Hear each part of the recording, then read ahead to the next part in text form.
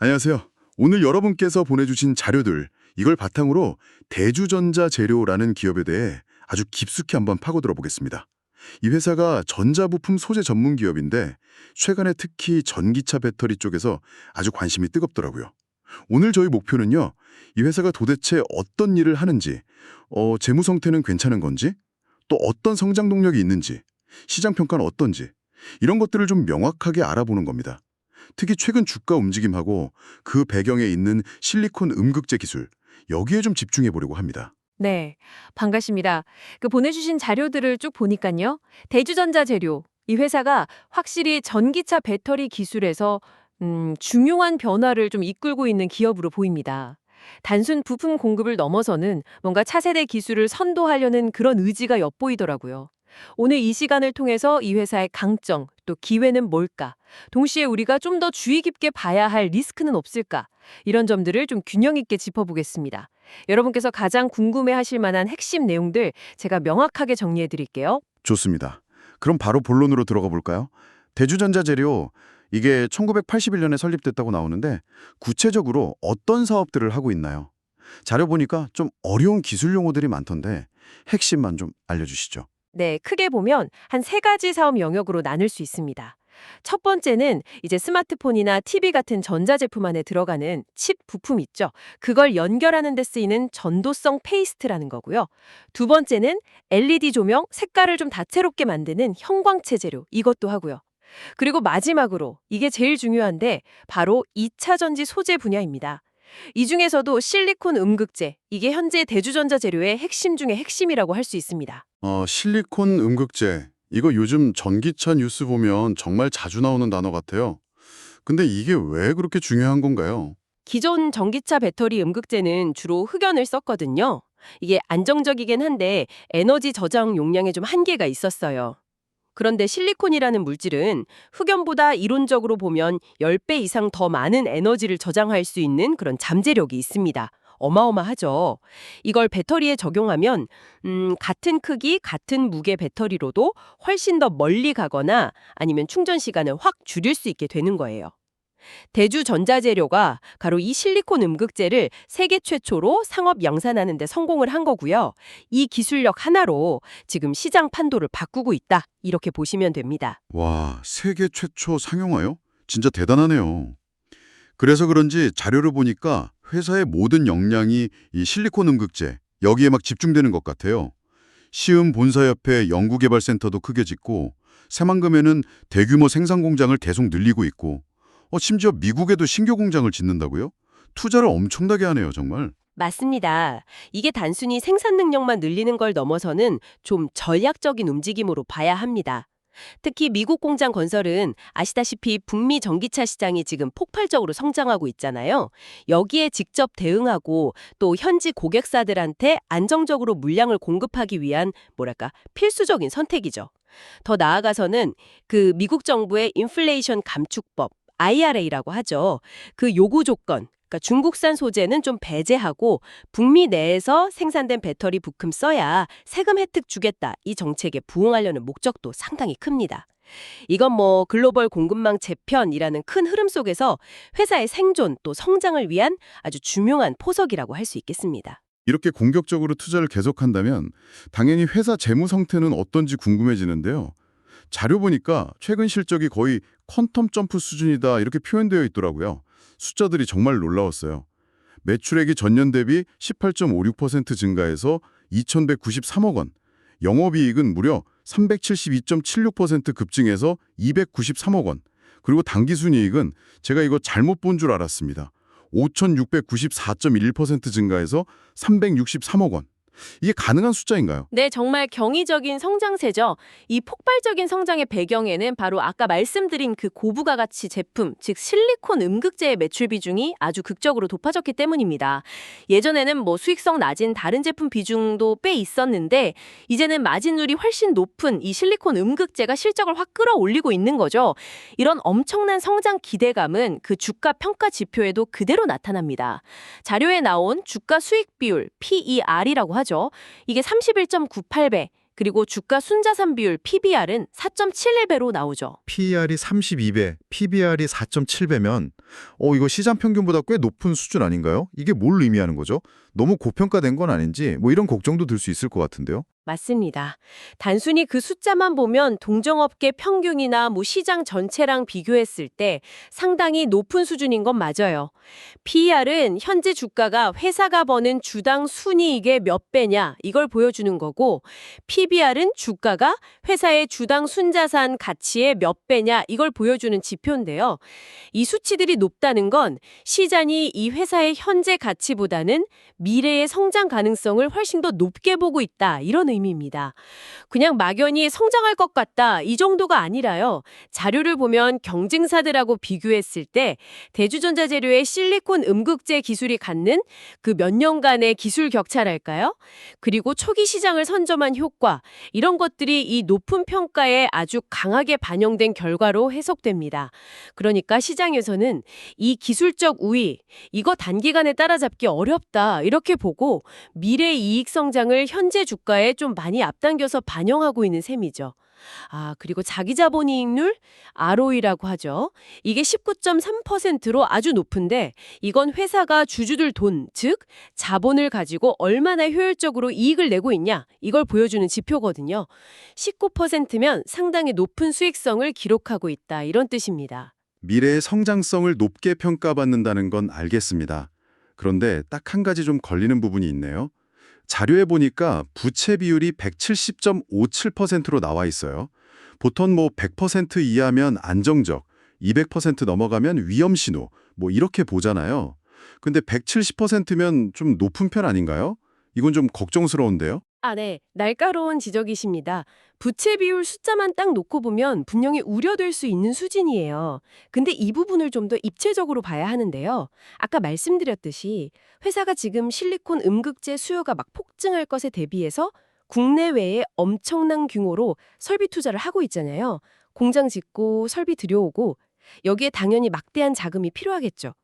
이 과정에서 외부 차입이 늘어나면서 부채 비율이 좀 높아진 걸로 해석할 수 있습니다. 이게 급성장하는 기업이 시장 선점하려고 공격적으로 투자할 때 흔히 나타나는 재무적 특징 중 하나거든요. 중요한 건 이렇게 투자한 결과로 매출과 이익이 폭발적으로 늘고 있고, 이걸 통해 벌어들이는 영업현금 흐름 또한 개선되고 있다는 점입니다. 물론 투자 성과가 예상대로 안 나오거나 자금 회수가 늦어지면 리스크가 될 수 있겠죠. 하지만 현재까지 자료 흐름상으로는 높은 성장성을 바탕으로 투자금을 회수하고 점진적으로 재무 구조를 개선해 나갈 가능성이 높아 보입니다.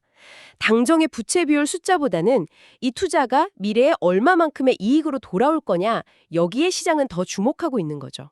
그렇군요. 성장을 위한 투자 과정에서 나타나는 일시적인 현상일 수도 있다, 이런 말씀이시네요. 그럼 이 회사의 성장 가능성을 보고 투자하는 주체들은 주로 누군가요? 자료 보니까 최대 주주 및 특수관계인 지분율이 41.7%로 꽤 안정적인 경영권을 가지고 있는 것 같아요. 그리고 좀 흥미로운 점이 특정 날짜 2025년 10월 24일에 개인 투자자들은 주식을 막 팔았는데 외국인이란 기관 투자자들은 오히려 그 물량을 다 사들였다고 나와요. 이건 어떻게 봐야 할까요? 실현하고 싶은 욕구가 강해져서 매도하는 경향이 좀 있거든요. 반면에 외국인이나 기관 투자자들은 좀 더 긴 호흡으로 기업의 펀더멘털, 그러니까 핵심 기술력이나 지속 가능한 성장성, 이런 걸 보고 투자 결정을 내리는 경우가 많습니다. 2025년 10월 24일에 그 수급 상황은 단기 급등에 따른 개인들의 차익 실현 물량을 대주전자재료의 그 실리콘 음극재 기술력과 미래 성장 가치를 아주 높게 평가한 기관 및 외국인 투자자들이 적극적으로 받아냈다, 이렇게 해석할 수 있습니다. 이건 이른바 큰손 투자자들이 대주전자재료의 장기적인 전망을 매우 긍정적으로 보고 있다는 이런 강력한 신호 중 하나로 볼 수 있겠습니다. 내부적인 요인 말고 외부 환경 요인도 중요할 텐데요. 아까 잠깐 말씀하신 미국 IRA 정책 말고 다른 요인들도 좀 있을까요? 네, IRA가 대주전자재료에게는 가장 직접적이고 큰 수혜를 주는 정책인 건 맞습니다. 앞서 말씀드렸듯이 미국 안에 생산시설을 만들어서 세액 공제 혜택을 받으면 가격 경쟁력에서 우위를 점할 수 있고, 이게 북미 시장 고객사 확보에 아주 결정적인 역할을 할 겁니다. 단순히 세금 깎아주는 효과를 넘어서 탈중국 공급망에 편입된다는 그런 상징적인 의미도 크고요. 이와 비슷하게 유럽연합, EU의 핵심 원자재법, CRMA라고 하죠. 이것도 좀 주목해야 합니다. CRMA는 배터리 같은 핵심 산업의 원자재를 유럽 내에서 조달하거나 재활용하는 비중을 높이려는 법안인데 앞으로 대주전자 재료가 유럽 시장에 진출할 경우에 IRA랑 비슷한 형태로 어떤 혜택이나 기회를 줄 수 있습니다. 정치적인 입장을 떠나서 이런 거대 경제권의 정책 변화가 특정 기업에게는 정말 엄청난 기회가 될 수 있다는 걸 보여주는 사례죠. 그럼 한국 주식시장 안에서는 이 회사가 어떤 그룹, 그 테마로 묶여서 움직이나요? 대주전자 재료는 명실상부 2차 전지 소재 테마의 핵심 대표주자 중 하나죠. 그중에서도 특히 실리콘 음극재라는 차세대 기술 분야에서는 거의 독보적인 선도주자로 인식이 되고 있습니다. 따라서 주가는 전기차 시장의 전반적인 성장률 전망이라든지 글로벌 배터리 기술 경쟁 구도가 어떻게 변하는지 그리고 주요 고객사인 LG 에너지 솔루션이나 SK온 같은 큰 배터리 제조사들의 투자 계획 발표 이런 거에 굉장히 민감하게 반응하는 특징을 보입니다. 관련 뉴스 하나하나에 주가가 크게 움직일 수 있다는 뜻이죠. 자, 이제 드디어 그날 2025년 10월 24일로 한번 가보겠습니다. 이날 하루 만에요. 주가가 11% 넘게 폭등해서 82,000원에 마감을 했어요. 거래대금도 무려 1,164억 원이나 터졌고요. 기술적 분석, 그러니까 주가 차트 분석상으로도 오랫동안 이어지던 하락 추세를 깨고 강력하게 위로 팍 솟구치는 모습. 이걸 소위 브레이크 아웃 패턴이라고 하는데 이게 나타났다고 해요. 도대체 그날 무슨 특별한 일이 있었던 걸까요? 네, 그날 급등은 여러 요인이 좀 복합적으로 작용한 결과인데요. 핵심 동력은 시장 참여자들이 실리콘 음극재의 잠재 가치를 새롭게 그리고 아주 강력하게 인식하기 시작했다는 데 있습니다. 기존 흑연 음극재의 그 기술적인 한계를 뛰어넘어서 전기차 주행 거리를 늘리고 충전 시간을 단축시킬 수 있는 거의 게임 체인저 기술이다. 이 점이 다시 한번 강하게 부각된 거죠. 마침 그날 전기차 주행거리 충전 속도 잡는 차세대 음극재 기술 부각 이런 제목의 긍정적인 분석 보고서나 뉴스 기사들이 시장에 확 퍼졌습니다. 특히 이미 포르쉐의 고성능 전기차 타이칸에 대주전자재료 실리콘 음극재가 탑재돼서 성능을 입증했다. 이 사실하고 함께 앞으로 더 많은 글로벌 자동차 회사들이 이 기술을 채택할 거다. 이런 기대감이 투자 심리를 그냥 폭발적으로 자극한 겁니다. 기술력도 있고 양산 능력까지 갖춘 선도주자한테 매수세가 확 몰릴 수밖에 없는 그런 환경이었던 거죠. 그 브레이크아웃 패턴이라는 거요. 그것도 조금 더 설명해 주실 수 있나요? 차트 분석에 좀 익숙하지 않은 분들도 계실 텐데요. 네. 브레이크아웃 패턴이라는 건 기술적 분석 용어인데요. 쉽게 말하면 주가가 오랫동안 넘지 못하고 계속 막혀있던 특정 가격대, 이걸 저항선이라고 하거든요. 이 저항선을 거래량이 크게 늘어나면서 강하게 빵 뚫고 올라가는 현상을 말합니다. 둑이 터지듯이 에너지가 확 분출되는 모습이랑 비슷하다고 생각하시면 좀 이해가 쉬울까요? 보통 이런 패턴이 나오면 기존의 하락 추세나 옆으로 기던 횡보 추세가 끝나고 새로운 강력한 상승 추세가 시작될 수 있다. 이런 신호로 해석하는 경우가 많습니다. 물론 100% 맞는 건 아니지만 많은 투자자들이 주목하는 기술적 지표 중 하나입니다. 명쾌한 설명 감사합니다. 그럼 이 모든 정보, 그러니까 회사의 기술력, 재무 상태, 시장 환경, 그리고 최근 주가 움직임까지 다 종합해서 여러분께서 제공해 주신 자료에서는 어떤 투자 전략을 제시하고 있나요? 네, 자료에 근거한 투자 전략은 비교적 명확하게 제시되어 있습니다. 핵심은 이거예요. 실리콘 음극재 시장이 이제 막 열리기 시작했고 이 시장이 성장하면서 대주전자재료도 구조적인 성장을 할 거다 이렇게 예상이 되니까 단기적인 주가 등락에 너무 흔들리지 말고 좀 장기적인 관점에서 접근해라 이겁니다. 다만 10월 24일에 주가가 하루에 11%나 확 올랐잖아요. 그래서 단기적으로는 좀 과열된 상태일 수 있으니까 지금 바로 따라 사는 추격 매수는 좀 신중해야 한다. 이런 의견이고요.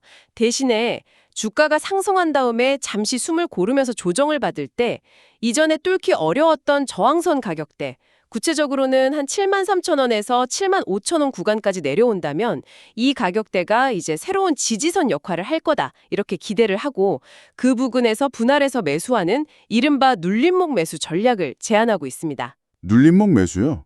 그건 또 어떤 개념인가요? 네, 눌림목이라는 건 주가가 상승세를 타다가 잠시 쉬어가는 구간, 그러니까 조정을 받는 지점을 의미합니다. 눌림목 매수는 바로 이 조정 구간에서 주식을 사모으는 전략인 거죠. 상승 추세는 계속될 것 같지만 단기 급등에 대한 부담은 좀 피하고 더 낮은 가격의 매수 기회를 잡으려는 그런 접근 방식입니다. 계속 오르기만 하는 주식은 없으니까요. 상승했다가 조정받고 또 상승했다 조정받고 이렇게 우상향하는 경우가 많기 때문에 이런 조정 시점을 매수 기회로 활용하는 전략이죠. 물론 이것도 예측일 뿐이고요. 제시된 가격대는 참고사항일 뿐입니다. 투자 결정은 당연히 여러분 각자의 판단과 책임하에 신중하게 하셔야 하고요. 제공된 자료 분석에 기반한 하나의 시나리오다. 이렇게 이해하시면 좋겠습니다. 네, 잘 알겠습니다. 장기적인 성장성은 보되 단기 과열은 좀 피하고 조정받을 때 매수 기회를 누려봐라 이런 거군요. 마지막으로 미래 전망에 대해서 좀 더 얘기해보죠. 실리콘 음극재가 앞으로도 계속 이 회사의 핵심 성장 동력이 될까요? 혹시 이 기술이 너무 빨리 정점에 도달한다거나 아니면 다른 경쟁 기술이 나타날 가능성 이런 우려는 없을까요? 자료 분석에 따르면요. 실리콘 음극재는 단순히 현재의 핵심 동력일 뿐만 아니라 앞으로 그 중요성이 더욱 커질 것으로 예상됩니다. 정점을 우려하기에는 아직 너무 이른 단계예요. 오히려 이제 본격적인 개화기, 그 초입에 들어섰다고 봐야 합니다. 전체 배터리 음극재 시장에서 실리콘 음극재가 차지하는 비중은 아직 매우 작거든요. 앞으로 전기차 성능 향상 요구가 커질수록 채택률은 정말 기하급수적으로 늘어날 가능성이 높습니다. 근데 흥미로운 점은 시장의 우려가 성장의 한계, 여기에 있다기보다는 좀 다른 곳에 맞춰져 있다는 겁니다. 첫째는 경쟁 심화예요. 배주전자재료가 시장을 앞서가고는 있지만 다른 소재 기업들도 이 시장의 잠재력을 보고 막 앞다퉈서 기술 개발하고 양산 준비에 나서고 있거든요. 경쟁이 치열해지겠죠. 둘째는 생산 능력입니다. 폭발적으로 늘어나는 수요를 과연 회사가 제때 맞출 수 있을 만큼 공장을 빠르게 증설하고 안정적으로 운영할 수 있을 거냐, 이 점이죠. 이것이 바로 아까 말씀드렸던 미국 내 신규 공장 건설이 단순히 물량 확보 차원을 넘어서 LG에너지솔루션 GM 합작사인 얼티엄셀즈나 SK온 포드 합작사인 블루오벌 SK 같은 핵심 고객사들과의 파트너십을 더 단단히 하고 함께 성장하기 위한 그런 전략적 행보인 이유입니다. 그렇군요.